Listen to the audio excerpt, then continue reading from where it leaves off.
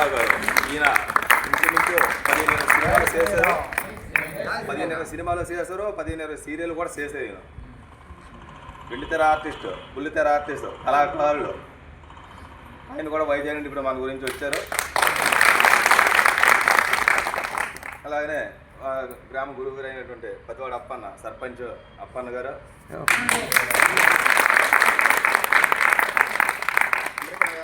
నమస్తమని తెలుపుకుంటున్నాను. సాయిరా మాది కొండగుంప గ్రామాలు. అలాగే మా గుంపు కూడా వచ్చారు. అలాగే మేము గ్రామ సర్పంచ్ ఆఫీస్తో కొనసాగుతున్నాం. మా తమ్ముడైన ఈ కళాక్షేత్రంలో ముందు ఆయనకి ప్రాధాన్యత ఇవ్వడం వల్ల మీ అందరి ఆశీస్సులతో ఆయనకు మాకు సంతోషంగా ఉందని. దీనికి ఏంటంటే ఇప్పుడు ఎవరి స్వలాభం గురించి ఆలోచించి 5 రూపాయలు తీసుకున్నది చేసింది ఇదేం కాదు. దీన్ని శ్రీ విజయశంకర స్వామీజీ గారు అన్నమయ్య కళాక్షేత్రం అనే దీన్ని స్థాపించారు.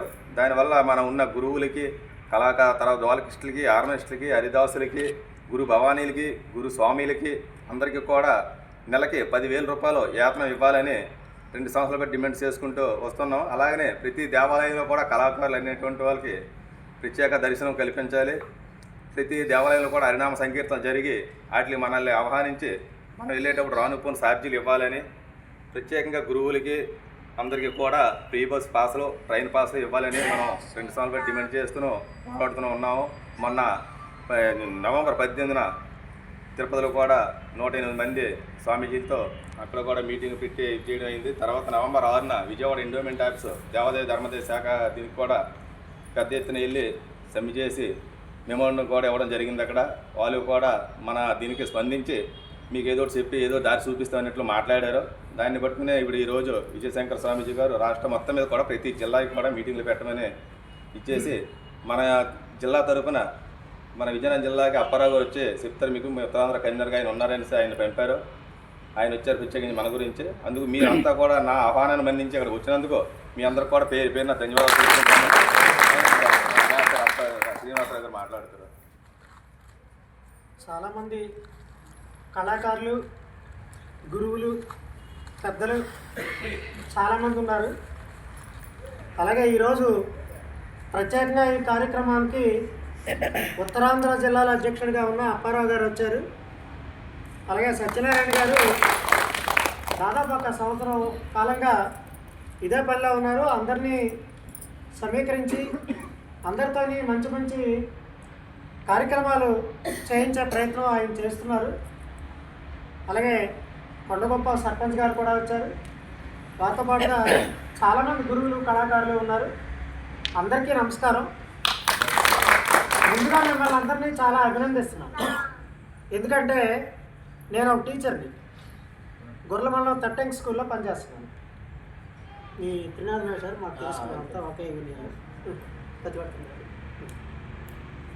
అయితే మేము మొన్న మెగా పేరెంట్స్ మీటింగ్ అని ఒకటి పెట్టాం.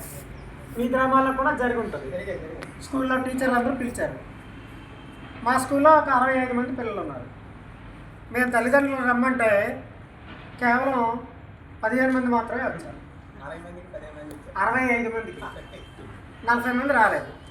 ఎందుకమ్మా అంటే ఇక పొలం పనులు అంటే కోత టైం ఉంది, ఈ టైంలో పెడితే ఎలాగా, ప్రభుత్వానికి ఏదో తెలియాలి కదా, ఏమేమో అన్నారు. ప్రభుత్వానికి తెలుసో లేదో తెలియదమ్మా, ప్రభుత్వంలో పనిచేస్తున్న ఉద్యోగులుగా వాళ్ళు ఏం చెప్తారు మేము చెయ్యాలి, తప్పదు అని చెప్పాం. అయితే అన్ని కార్యక్రమాలు మీకు కూడా ఉన్నాయి. చాలామంది కళాకారులు ఎక్కడో దూర ప్రాంతాల నుంచి వచ్చారు. ఉదయం ఎప్పుడో ప్రారంభించారు ఆ శిగడా నుంచి. ఆ దూరం నుంచి ఒక దాదాపు 2 గంటల ప్రయాణం, ఆ దూరం నుంచి ప్రయాణం చేసుకొని ఇక్కడికి వచ్చారు. బోల్డెన్ ఛార్జీలు, అలాగే పొలం పనులు, ఈ పనులన్నీ మానుకొని ఇక్కడికి వచ్చారు. అంటే దీని మీద మీకు అందరికీ ఉన్న ఒక ప్రత్యేకమైన శ్రద్ధకి మీకు అందరికీ ముందుగా అభినందిస్తున్నాను. అలాగే ఈరోజు ఈ కార్యక్రమంలో నేను కళాకారుని కాదు, ఈయనేవో మంచి పాటలు పాడారు, దానికి తాళం వేయడం కూడా నాకు రాదు, పాడుతుంటే అలా విన్నాను అంతే. కానీ మరి ఎందుకు వచ్చాను అంటే నాకు దైవం అంటే చాలా భక్తి ఉంది. అలాగే దైవాన్నే నమ్ముకొని భజన బృందాలుగా చేస్తున్న వాళ్ళు చాలామంది ఉన్నారు. హిందూ మతానికి కానీ లేదా టోటల్గా ఒక దైవం అనే భక్తికి సంబంధించి కానీ ఆ భక్తి భావాన్ని ప్రజలందరిలో వ్యాపించేయడం కోసం మీరు తెలుసుకుంటా తెలియకుండా చాలా ఎక్కువగా ప్రయత్నం చేస్తున్నారు. అందువల్ల ఎప్పటికీ కూడా దైవభక్తి అనేది ఉంది, అలాగే ఆ హిందూ మతం అనేది కూడా ఉంది. కాబట్టి మిమ్మల్ని చాలా అందరూ కూడా సమాజం అంతా కూడా మిమ్మల్ని ఆదరించాలి, అభిమానించాలి. కానీ నిజానికి అంత సమాజం నుంచి ఆ ఆదరణ కానీ అభిమానం కానీ మీరు పొందుతున్నారా అంటే అది లేదు. అలాంటి ఆదరణ పొందడం లేదు. ఎందుకంటే ఎంతోమంది కళాకారులు ఇప్పుడు ఈయన ఉన్నారు, ఈయన మంచి స్టేజ్ ఆర్టిస్టు, పెద్ద పెద్ద వాళ్ళతో కలిపి హరిశ్చంద్ర, సీతారామాజని అలాంటి చాలా క్యారెక్టర్లు నాటకాలు వేశారు. అలాగే పెద్ద గురువు గారు ఉన్నారు. వీళ్ళంతా ఎంతోమంది చాలామంది గురువులు ఉన్నారు. నాకైతే ప్రత్యేకించి పేర్లు తెలియదు, కానీ చాలామంది ఉన్నారు. మీరంతా మీ జీవితం అంతా కూడా దీనికే అంకితం చేస్తున్నారు. ఎన్ని పనులున్నా మానుకొని, అంటే మీకు దీని మీద ఉన్న ఈ భజన కానీ పాటలు పాడడం కానీ కళాకారులుగా మీకున్న ఆ శ్రద్ధ కానీ ఆకాంక్ష కానీ దానివల్ల అవన్నీ మానుకొని కూడా మీరు ఈరోజు వస్తున్నారు. మీరంతా ఇలా రాబట్టి ఇక్కడి దేవస్థానాల్లో ఈ నిత్య కార్యక్రమాలు జరుగుతున్నాయి, లేకపోతే కార్యక్రమాలు జరగవు. అందుకని మరి ఇలాంటి కళాకారులందరినీ ఆదరించడం ఎవరు ఆదరించాలి? సమాజమే ఆదరించాలి. ఎందుకంటే ఒకప్పుడు రాజులు ఉండేవాళ్ళు, రాజ్యాలు ఉండేవి, ఆ రాజుల కళాకారులు ఆదరించేవాళ్ళు. అలా కళాకారులు ఎంతమంది అగ్రహారాలు పొందిన వాళ్ళు బోల్డ్ మంది ఉన్నారు. నేను విజయనగరంలో ఉంటున్నాను. కొత్త అగ్రహారంలో 4 లైన్లు ఉన్నాయి. అగ్రహారం అంటే రాజులు దానంగా ఇచ్చినవి అనమాట. 4 లైన్లు దానంగా ఇచ్చినవి. అప్పుడున్న పండితులకి కళాకారులకి ఇచ్చారు. కళాకారులు పోషించేవారు. అది కరెక్ట్. అప్పుడు రాజులు, ప్రభువులు కళాకారుల్ని పోషించేవారు. అలా పోషించబట్టి, ప్రోత్సాహం బట్టి కళలన్నీ కూడా అభివృద్ధి చెందాయి. ఆదరించిన వాళ్ళు ఈ సంగీతం కానీ నాట్యం కానీ ఇవన్నీ కూడా ఎలా ఆదరణ పొందే? మరి వాళ్ళు ఆదరించబట్టి, వాళ్ళు పోషించబట్టి కళలన్నీ కూడా అభివృద్ధి చెందాయి. ఇప్పుడు మరి ఎవరు అభివృద్ధి చేయాలి? ప్రభుత్వం ఆ పని చేయాలి. ప్రభుత్వం ఆ పని ఎందుకు చేస్తుంది? సమాజం నుంచి ఒక డిమాండ్ ముందుకు వస్తే ప్రభుత్వం ఆ పని చేస్తుంది, లేకపోతే చెయ్యి. పిల్లలకి నేను జాయిన్ అయిన కొత్తలో పిల్లలకి ఏమైనా అంటే బియ్యం పథకం కానీ అవి లేవు. నేను జాయిన్ అయిన తర్వాత బియ్యం పథకం వచ్చింది. తర్వాత ఇప్పుడు ఇదే మీరు మధ్యాహ్నం భోజనం కూడా పెడుతున్నాం, అలాగే పుస్తకాలు ఇస్తున్నాం, యూనిఫామ్ ఇస్తున్నాం, షూస్ ఇస్తున్నాం, బెల్ట్ ఇస్తున్నాం, టై ఇస్తున్నాం, అన్నీ ఇస్తున్నాం. ఇవన్నీ ఎందుకు వచ్చాయి? ప్రజలు ఇవన్నీ కోరుకుంటున్నారు, సమాజం ఇవన్నీ కోరుకుంటుంది. పేద ప్రజలందరూ మా పిల్లల్ని బడికి పంపించాలి, బడికి పంపించడం కోసం ఇవన్నీ అవసరమైనని ప్రభుత్వం ఇవ్వాలి సుమారు కోరుకుంటున్నారు. కాబట్టి ప్రభుత్వం ముందుకు వచ్చింది. అలాంటి ఒక డిమాండ్ని బలంగా మనం ముందుకు తీసుకెళ్ళాలి. సమాజం నుంచి ఆ డిమాండ్ వచ్చేలాగా మనం చేయాలి.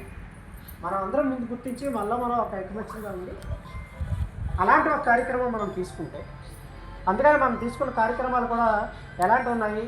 అన్నమయ్య కళాక్షేత్రపీఠం అని ఆయన విజయశంకర స్వామి ఒక 2 సంవత్సరాల క్రితం విజయనగరం వచ్చారు. వచ్చినప్పుడు ఆయన తాలూకా భావజాలం ఏదో చెప్పారు. మేము కొంతమంది టీచర్స్ అందరం వెళ్ళి మాట్లాడారు. అయితే మేము హిందూ మతాన్ని మాత్రమే అనుకోలేదు, అన్ని మతాలు సమానం, అందరి దేవుళ్ళు సమానం. ఎందుకంటే హిందూ మతంలో ఆ గొప్పతనం ఉంది. పందిని కూడా వరాహాకారంగా కొలిచే అద్భుతమైన సంస్కృతి హిందూ మతంలో గొప్ప సంస్కృతి.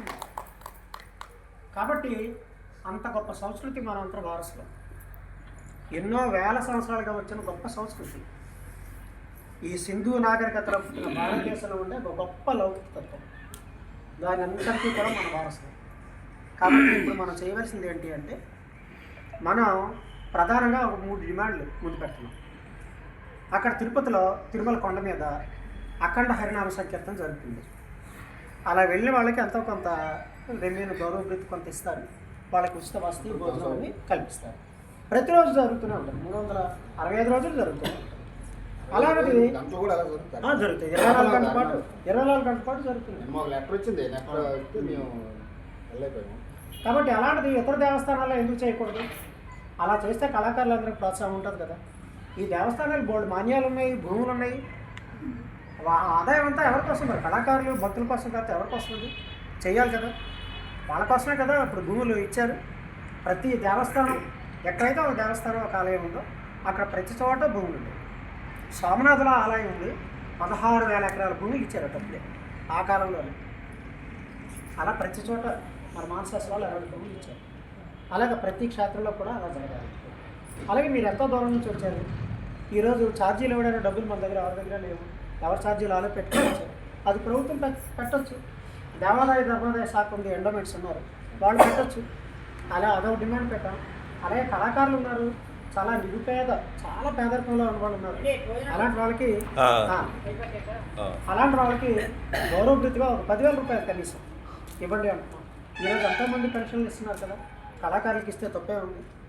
కళాకారులు ఇప్పుడు టీవీలు, సినిమాలు, రోడ్డు మీద సినిమాలు వేయడం అనే కార్యక్రమాలు ఇవన్నీ వచ్చిన తర్వాత కళాకారులు ఎంత నష్టపోయారు, అంతే, ఎంత బాధపడుతున్నారు, ఎంత ఆర్థికంగా కుంగిపోయారు. కాబట్టి వాళ్ళందరి కోసం కూడా ఆలోచించాలి కదా. అలాంటి ఆలోచన చేసే ఒక విజయశంకర స్వామి అనే వ్యక్తిలో ఆ రకమైన భావజాలం అంతా నేను చూశాను. అన్నమయ్య కళాక్షేత్ర పీఠం అనేది తిరుపతి కేంద్రంగా చేసుకొని రాష్ట్రం అంతా కూడా చేస్తూ ఉన్నారు. ఆ ఆశయాలతోనే నేను కూడా ముందుకొచ్చాను. అలాగే అందుకని ఈ కృషిలో మీ అందరితో పాటుగా నేను కూడా భాగస్వామి అయ్యాను. చాలా సంతోషం. అలాగే ఇక మీద కూడా చాలా కార్యక్రమాలు జరుగుతాయి. వాటన్నిటి గురించి వివరంగా మన అప్పారావు గారు మాట్లాడతారు. ఈ అవకాశం ఇచ్చిన అందరికీ ధన్యవాదాలు. ఒక్క 2 నిమిషాలు మనం నామస్మరణ చేద్దాం. ఓం శ్రీ నమో వెంకటేశాయ నమః. ఓం శ్రీ నమో వెంకటేశాయ నమః. ఓం శ్రీ నమో వెంకటేశాయ నమః. ఓం శ్రీ నమో వెంకటేశాయ నమః. ఓం శ్రీ నమో వెంకటేశాయ నమః. ఓం శ్రీ నమో వెంకటేశాయ నమః. ఓం శ్రీ నమో వెంకటేశాయ నమః. ఓం శ్రీ నమో వెంకటేశాయ నమః. ఓం శ్రీ నమో వెంకటేశాయ నమః. ఓం శ్రీ నమో వెంకటేశాయ నమః. ఓం శ్రీ నమో వెంకటేశాయ నమః. ఓం శ్రీ నమో వెంకటేశాయ నమః. ఓం శ్రీ నమో వెంకటేశాయ నమః. ఓం శ్రీ నమో వెంకటేశాయ నమః. ఓం శ్రీ నమో వెంకటేశాయ నమః. ఓం శ్రీ నమో వెంకటేశాయ నమః. ఆపద మొక్కులవాడ వెంకటరమణ గోవిందా గోవిందా. చాలామంది చాలా సంవత్సరాల నుంచి భజన గురువులుగా ఉండి, హార్మోనిస్టులుగా ఉండి, డోలకిస్టులుగా ఉండి మనం అనేక దేవాలయాల్లో నిరంతరం హరినామ సంకీర్తన లేదా ఆ దేవాలయం ప్రత్యేకత రాముడైతే రాముడు, కృష్ణుడైతే కృష్ణుడు, శివుడైతే ఆ నామ స్మరణ చేస్తూ జపిస్తూ మనం భజనలనే కొనసాగిస్తాం. ఇవాళ అన్నమయ్య జానపద కళాక్షేత్రం ఉత్తరాంధ్ర జిల్లాల అధ్యక్షుడిగా మీ ముందుకు రావడానికి గల కారణం ఏంటంటే మన సత్యనారాయణ గారు మాట్లాడుతూ చెప్పారు. నవంబర్ 18, 19 తేదీల్లో తిరుపతిలో జాతీయ హిందూ ధార్మిక సమ్మేళనం అనేది జరిగింది. 18 రాష్ట్రాల నుంచి సాధు పుంగులు, పీఠాధిపతులు, సత్సంగ పురుషులు, మఠాధిపతులు, మాతాజీలు అనేక మంది వచ్చారు. అదైన తర్వాత మరుసటి రోజు శాంతి యజ్ఞం అనేది జరిగింది. ఆ యజ్ఞం శాంతితో పాటు మన భజన బృందాల, కళాకారుల, గురువుల, అర్చకుల కోసం డిమాండ్ చేస్తూ ఆ యజ్ఞం అనేది జరిగింది. ముందు రోజు టీటీడీ ఈవో గారి దగ్గరికి వెళ్తే మన మెమోరాండం ఇవ్వడానికి, మన కోరికల పత్రాన్ని ఇవ్వడానికి వెళ్తే ఆయన లేరు. టీటీడీ చైర్మన్ గారిని డైరెక్ట్గా కలిసి ఇవ్వడం జరిగింది. ఇక్కడ ఒక కాపీ ఇవ్వడం జరిగింది. మన శ్రీనివాస్ మాస్టర్ గారు చెప్తూ ప్రజల నుంచి డిమాండ్ అనేది, పిల్లలు చదువుకుంటున్నారు, మనం చదివిస్తున్నాం. ఎందుకు చదివిస్తున్నాం పిల్లల్ని? మనమే అనేక కష్ట నష్టాలు వచ్చి మన బతుకులు ఇలా ఉన్నాయి, మా పిల్లలు ఇలా ఉండకూడదు, కొంచెం ఉన్నత స్థాయిలో ఉండాలి అని మన పిల్లల్ని మనం చదివించుకుంటున్నాం. మరి ఈ నేపథ్యంలో ఆ చదివించుకోవడానికి మనం పొలం పనులు చేసుకొని ఊడుపులన్నీ, కోతలన్నీ ఆ సమయంలో ఇటువంటి ప్రభుత్వం నిర్వహించే కార్యక్రమాలకు కూడా వెళ్ళలేనటువంటి పరిస్థితుల్లో ఉన్నాయి. ఎందుకంటే ఆ రోజు వెళ్తేనే, వృత్తి వస్తేనే మనకు మద్దతు పడుతుంది, మన పిల్లల్ని పంపించగలం. ఈ నేపథ్యంలో మరి పిల్లల తరపున తల్లిదండ్రుల డిమాండ్ అనేది మా పిల్లలు చదువుకోవాలి అనే దాంట్లోంచే ఈ మధ్యాహ్న భోజన పథకం అనేది పుట్టుకొచ్చింది. ప్రభుత్వాలు ఏవి కూడా తమ చేతితో ఇలా విదల్చవు, ఇలాగే పట్టుకుంటాయి. ఒకటి ఇక రెండోది చెప్తాను ఒక విషయం, ఇది మనకి అప్రస్తుతమైన మనకు తెలియాలి. ఒక ఎమ్మెల్యే ఒకసారి గెలిస్తే అతనే మళ్ళీ సంవత్సరం ఎంపీగా పోటీ చేస్తే అతనికి 2 పెన్షన్లు వస్తాయి, వేలకు వేలు వస్తాయి, జీవితాంతం ట్రైన్ బస్సులు free, current free, telephone bill కొన్ని వేల రూపాయలు ఇస్తారు. ఇవాళ జియోవాడు 399 రూపాయలకి నెలంతా ఫ్రీగా ఇస్తున్నాడు. 400 అనుకుందాం నెలకి, 12 నెలలకి 45,000 వస్తే 1,52,000 రూపాయలు టెలిఫోన్ బిల్లు ప్రతి నెల ఇస్తారు. 45,000తో అయింది. అలాంటిది మనం ఊళ్ళోకి వెళ్ళి ఏం చేస్తాం, ఊళ్ళో రకరకాల సంపాదనలు చేసేవాళ్ళు పేపర్లో వస్తుంటుంది. ఇవాళ పలానా ఆయన వెండి కిరీటం వేశాడు, వజ్రాల హారం వేశాడు, ఈ సొమ్మంతా ఎవరు? తిరుపతిలో 500 కోట్లు వేశారు. ఈ సొమ్మంతా మంది మనలాంటి పేద ప్రజల కష్టాతీతాన్ని వాళ్ళు అక్రమంగా దోచుకొని వాళ్ళు ఎందుకు వేస్తున్నారు? ఒక నమ్మకం ఉంది, గుడికి వెళ్తే నదిలో స్నానం చేస్తే పాపాలు పోతాయి అంటే నువ్వు అన్ని పాపాలు చేసావు. అంటే నువ్వు ఈ పాపాలన్నీ పోయి మరుసటి రోజు మళ్ళీ కొత్త పాపాలు మొదలెట్టే నువ్వు అక్కడ దంతం ఇస్తున్నావు దేవుడికి. కానీ మనం ఏమిస్తాం? మన శరీరంలో భాగమైన తలనీలాలు ఇస్తాం. మనం ఏం చేస్తాం? హృదయంలోంచి మన పాట పాడేటప్పుడు భోజన సమయం ఏంటి ఒక తర్వాత ఒక పాట ఎత్తుకున్నారు, హరినామ సంకీర్తన. ఆ భావం నేను పాడాలి, దేవుడి నామ స్మరించాలి, ఆయన అందరూ పాడేటప్పుడు ఎవరైనా ఆపు అలా. ఎందుకు? మనందరం అందులో లీనమై ఉన్నాం. మనం బొట్టులో చిక్కడి నుంచి వస్తుంది స్వరం, అది ఆ ప్రకంపన ఏదైతుందో నాభిలోంచి వచ్చే ప్రకంపన దేవుడికి మనం సమర్పించుకునేది నిజంగా భక్తులకి ఆ ఆనందం. మనం దైవ దర్శనానికి వచ్చిన సామాన్య భక్తులు వాళ్ళకి పాటలు రాకపోయినా మన పాటల్ని ఆలకించి వాళ్ళు తన్మయత్వం తెలుపుతారు. ఆడు గొప్పవాడు, పండితులు అవ్వచ్చు, పామరుడు అవ్వచ్చు, ఎవరికైనా అర్థమైన భాషలో మనం దైవాన్ని. ఇక్కడ 2 ప్రధానమైన వారు దేవాలయాలు. ఒకటి అర్చకులు, వచ్చిన భక్తులకి మనకి ఆయన భాష తెలియదు అనేవాళ్ళు మన విన్నపాలన్నీ వినిపించుకునేది మధ్యవర్తిగా ఉంటారు. రెండవది ఎవరంటే భక్తులు అందరి తరఫున నెక్స్ట్ మనమే, వారందరి తరఫున గాయకులు, బృందాలు, ఇవన్నీ కూడా మన విన్నపాలు వినిపిస్తున్నాం. ఇంతమంది ఇలా ఉన్నారయ్యా, మా అందరిని నువ్వు కరుణించు అని చెప్పి, అంతే కదా. అందుకని మన డిమాండ్ ఏంటంటే అన్నమయ్య జానపద కళాక్షేత్రం. మేము జరిగిన హిమాచలంలో పెద్ద కార్యక్రమాలు చేసాం. అన్నమయ్య జానపద కళాక్షేత్రం విశాఖలో జానపద కళలను కాపాడుకుందాం, ఇప్పటికే అంతరించిపోతున్నాయి. అలాగే మన సంస్కృతి సాంప్రదాయాలను రక్షించుకుందాం. ఈరోజు సంస్కృతి సాంప్రదాయాలని ఇప్పుడు ఒకప్పుడు పెళ్లి చేసుకుంటే అదే పప్పని ఎప్పుడు పెడతారు అని, ఇప్పుడు ఏమంటారు బిర్యానీ ఎప్పుడు పెడతారు అయిపోయింది. ఇక పర్యావరణాన్ని పరిరక్షించుకుందాం. మొన్న చలికాలంలో విశాఖపట్నం 4 రోజులు వర్షాలు పడ్డాయి. కాలం కాని కాలంలో వర్షాలు పడ్డాయి. దీనికి కారణం పర్యావరణ సమతుల్యత దెబ్బతిన్నది. దీనికి ప్లాస్టిక్ వాడకం కూడా కారణం. దానివల్ల పశువులు కూడా చనిపోతున్నాయి. మనకు ఆకుకూరలు, కాయగూరలు అన్ని తీసి ప్లాస్టిక్ తీసుకుంటే అవి ఆతుగా ఆపగా తినేసి కడుపులో ఉండి అవి తినేస్తాయి. సో పర్యావరణ పరిరక్షణ కూడా మేము విశాఖ జిల్లాగా ఈ సంచి వేయడానికి 20 రూపాయలు అయింది ప్రింటింగ్ సంచి అంత కలిపి. అయితే సమాజానికి మేలు చేసే దాంట్లో మనం భాగస్వాములుగా ఉన్నాం కాబట్టి మనం చేసేటువంటి కార్యక్రమంలో భాగంగా మనం ఉంటే కర్తవ్యం చేసుకుంటాం. ఎవరో ఏదో వస్తారని ఆఖరు వచ్చారు, ఆఖరి అక్కడే ఊరుకాడా టీవీ ఊరుకాడా మనమే చెల్లించాలి. అందులో భాగంగానే భజన కళాకారుల గురువులకు, బృందాలకు, మనతో పాటు అర్చకులు గౌరవ వేతనం 10,000 రూపాయలు ఇవ్వాలని మన డిమాండ్. ఇది కాక ఇప్పుడు మనకి ఇందాక అఖండ నామ సంకీర్తన ఇంకా కొనసాగుతుందని మాస్టర్ గారు చెప్తున్నారు. కొనసాగుతుంది. ఈ మధ్య తిరుపతిలో రిజిస్ట్రేషన్ అయ్యాయి. ఆ తిరుపతి రిజిస్ట్రేషన్లో ముందు డబ్బులు ఇచ్చే వాళ్ళకి రిజిస్ట్రేషన్ అయిపోయిన తర్వాత ఉచితంగా ఎవరు చేస్తారో ఏంటంటే ఒక్క రోజులోనే 2,000 మంది వచ్చేసారు, రిజిస్ట్రేషన్ ఆపేశారు. అండ్ అయ్యా మేము వచ్చి మా డబ్బులు పెట్టుకొని మేము వచ్చి పాడుకుందామన్నా కూడా అవకాశం లేనటువంటి దౌర్భాగ్య పరిస్థితుల్లో ఈ రోజున పాలకులు ఉన్నారు. అటువంటప్పుడు మనమందరం సంఘటితంగా ఉంటేనే ఇవన్నీ సాధించాలి. ఇదే సందర్భంలో మొన్న మీరు 3 నెలల క్రితం అన్నవరం సత్యనారాయణ స్వామి ఆలయంలో అందరూ ప్రజలకు 100 మంది వచ్చారు తెలుసు. మా దగ్గర ఎప్పటికెప్పుడు పెట్టలేదు. మీరు వెళ్ళిన తర్వాత మన సత్యనారాయణ మేము వెళ్ళడం జరిగింది.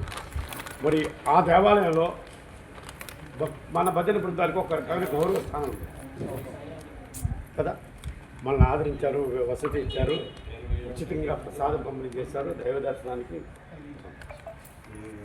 సో ఇటువంటిది అన్ని దేవాలయాల్లో జరగాలని మా కోరిక. మేము సింహాచలంలో కొంత ప్రయత్నం చేస్తాం, 1-2 సార్లు ఇచ్చారు, తర్వాత కొంత ఇబ్బంది పెట్టారు. ఇది సాధించుకోవాలి. మనం ఏమంటున్నాం, దేవుని పరిస్థితి మేము బయట కూర్చొని భజనలు చేస్తాం అయ్యా. అదే అయితే దర్శనం మేము చేసుకుంటాం.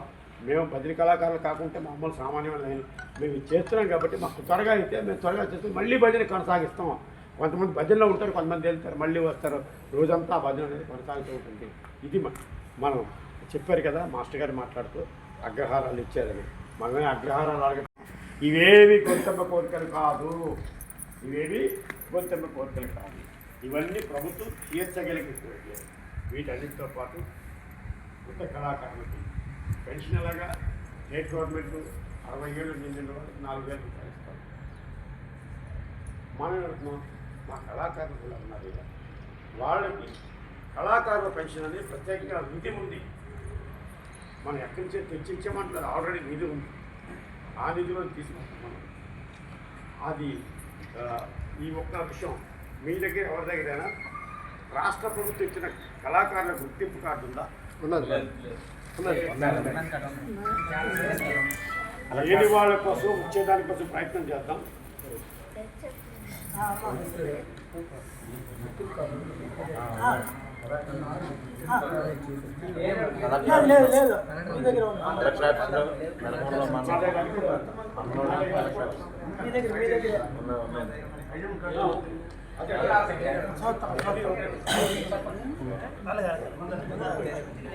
సరే మిత్రులారా, ఈ రకమైన కళాకారుల గుర్తింపు ఉంది.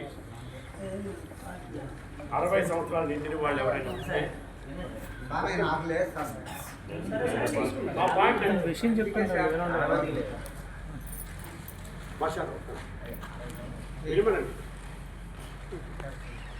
ఇక్కడ 2 విషయాలు. ఎవరైతే కళాకారులకు గుర్తింపు కార్డు లేదో దానికి వయసుతో సంబంధం లేదు, కళాకారుడు కదా. వాళ్ళందరి దగ్గర అప్లికేషన్ తీసుకొని మనం ఆ కళాకారుల గుర్తింపు కార్డు కోసం ప్రయత్నం చేస్తాం. ఫస్ట్ ఆఫ్ ఆల్ నేను అప్లికేషన్ సత్యనారాయణ గారికి పంపిస్తున్నాను. దాన్ని ఫిల్ చేసి ఏమేమి పెట్టాలని పెడతాం, అది చేస్తాం. మొత్తం మనకి ఇక 2వ కార్యక్రమం, ఎవరి దగ్గర ఈ రకమైన గుర్తింపు కార్డు ఉంటే 60 సంవత్సరాల నిండిన వాళ్ళు ఉన్నారో వాళ్ళకి రాష్ట్ర ప్రభుత్వం 4,000 రూపాయల పెన్షన్ వచ్చినప్పటికీ మీకు సెంట్రల్ గవర్నమెంట్ కళాకారుల పెన్షన్కి అర్హులు. అది కూడా దాని అప్లికేషన్ కూడా సత్యనారాయణ గారికి పంపిస్తాం. ఏం చేయాలి, ఎలా చేయాలి, దానికి మీరు మీ విలేజ్లో ఉండేటువంటి సచివాలయాల్లో 72,000 రూపాయలకి ఇన్కమ్ సర్టిఫికేట్ తీసుకోవాలి. అది ఎలా తీసుకోవాలి ఏంటనే తర్వాత సత్యనారాయణ గారు క్లియర్గా చెప్తాను. ఆయన గైడ్ చేస్తారు. ఆ గైడెన్స్ ప్రకారంగా మీకు ఫాలో అవ్వండి. అది చేస్తే మాకు ఇన్కమ్ సర్టిఫికేట్ వస్తే ఆల్రెడీ మాకు వచ్చాయి, మేము ఇంకా పెట్టలేదు. మీరు ఎంత త్వరగా 20 ఏళ్ళ నిండి వాళ్ళు ఎంతమంది ఉన్నారో వాళ్ళు తయారు చేసి సత్యనారాయణ గారు ఇస్తే మేము ఇంతవరకు సెంట్రల్ గవర్నమెంట్ కళాకారులు పెన్షన్కి పెట్టలేదు, ఉన్నాయని తెలిసింది. మేమేం చేసామంటే మనం మిగతా వాళ్ళలాగా స్వార్థపరులు కాదు. అందుకనే మీ దగ్గరికి వచ్చి విషయాన్ని చెప్పి మా అప్లికేషన్లు మీరు ఫిల్ చేసిన తర్వాత అన్నీ కలిపి ఒకేసారి అప్పుడు ఎక్కువ సంఖ్యలో కనబడితే మన అవసరం వాళ్ళు ఫిల్టర్ పట్టుకొని అయ్యా ఇంతమంది కళాకారులు ఉన్నారు ఏంటి వీళ్ళ సంగతి, వాళ్ళు అర్ధాగంతో కడుపు మార్చుకొని భజనలు చేస్తారు, ఈ పెన్షన్ ఇవ్వండి అని చెప్పి డిమాండ్ అనేది నిధులు ఉన్నాయి, మూలుగుతున్నాయి, ఖచ్చితంగా వస్తాయి. దీనికి సంబంధించి హ్యూమన్ రైట్స్ మానవ హక్కుల సంఘం నుంచి ఒక ఆమె మనకు సపోర్ట్గా ఉంది, ఆమె చేయిస్తానన్నది. ఆ రకంగా ఇక 2వది, ఇన్నాళ్ళు లేని అన్నమయ్య జానపద కళాక్షేత్రం ఎక్కడి నుంచి ఎందుకు పుట్టుకొచ్చింది, ఎలా పుట్టుకొచ్చింది సందేహం కొంతమందికి రావచ్చు. మీ సందేహాలు నివృత్తి చేయాల్సిన బాధ్యత కూడా మా మీద. అన్నమయ్య ఎవరి అన్నమయ్య? సాక్షాత్తు కలియుగ ప్రత్యక్ష దైవమైన వెంకటేశ్వరుని ప్రసన్నం చేసుకొని ఆయనతో మాట్లాడి వాడలాడి పాటలు పాడినటువంటి అన్నమయ్య. అటువంటి అన్నమయ్యకి తిరుపతి మాండవ వీధిలో ఇల్లు ఉండేది, దాన్ని అడగొట్టేశారు. 2003 సంవత్సరం ఇవాటికి 22 సంవత్సరాలు. ఎవరు పడగొట్టారండి? మనం ఈ వీధుల్లో చూస్తూ ఉంటాం. రాత్రి అంబేద్కర్ విగ్రహం పడగొట్టేశారు, తల్లారికేశారు, ఇక్కడ ఇంకో దగ్గర చేశారని మీకు తెలుసా విషయం? చూస్తారు రామతీర్థంలో జరిగింది కదా. ఇక్కడ అన్నమయ్య గృహాన్ని పడగొట్టింది తిరుమల తిరుపతి దేవస్థానం వాళ్ళు.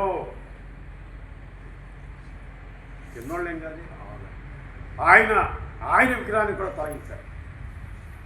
మూడోది ఆయన స్థాపించిన లేకపోతే ఆయన ఆరాధ్య దైవంగా చేసినటువంటి మరొక ఆంజనేయ విగ్రహాన్ని కూడా తొలగించారు. ఈ విజయశంకర స్వామి గారు నేను కళాకారుని స్టేజ్ చెప్పారు కదా, అలాగా 70 నుంచి రంగస్థలం మీద ఉన్నాను. నాకు ఇది జరిగిన తర్వాత ఎమ్మెల్యేలు పట్టించుకోవాలి, ఎంపీలు ఎవరు పట్టించుకోలేదు. విజయశంకర స్వామి గారు దానికి స్పందించి స్వామి మండిపోయి అగ్రహ రోడ్డు మీద బైఠాయించారు. నాకు అన్నమయ్య ఇల్లు కట్టేది. ఎందుకు? అన్నమయ్య ప్రజల తరఫున ప్రజల భాషలో అందరికీ అర్థమయ్యే రీతిలో 32,000 కీర్తనలు రచించి గానం చేసినటువంటి మహానుభావుడు. అటువంటి వాడి ఇల్లు మీరు తీసేస్తారు ఆయన చెప్పకపోతే అప్పుడు మొదటి రోజు ఎవరు లేదు. దీని గురించి అధ్యయనం చేసే తమను మనం తెలిసిన తర్వాత వార్తలు వచ్చిన తర్వాత గుంపులుగా జనం చేరారు ఆయన వెనుక. ఆ రకంగా చేరిన వల్ల నేను ఆ రకంగా చేరి ఆయన్ని ఫాలో చేస్తే ఆయన ఇది అప్పుడు ఇలా ఇది కార్యక్రమం అప్పటికి ఆయన ఫాలో ఈ కార్యక్రమాలు నిరంతరం పాల్గొంటున్నాను. మనందరి ఉద్దేశం ఏంటంటే యువగారు లెటర్ ఇచ్చారు, మేము నిర్మిస్తామని. ఇచ్చేప్పుడే సంవత్సరం దాటి స్పందనలు. మే 2వ తేదీ